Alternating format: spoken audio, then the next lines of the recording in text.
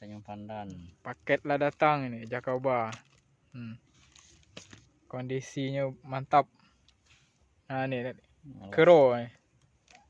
Cuba buka ni. Mana nak boleh buka? Ni boleh buka. Nah. Oh lah. Ni yang belum. Ni yang belum. Lah. Itu kan lagi ada plastik aja. Parah begas. Mantap. Wow. Langsung naik dia.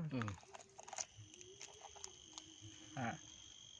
Pas dah dibuka langsung naik dia ke atas. Simpan dulu. Ini jadi pemakan. Gasnya keluar menandakan bakterinya aktif di dalam.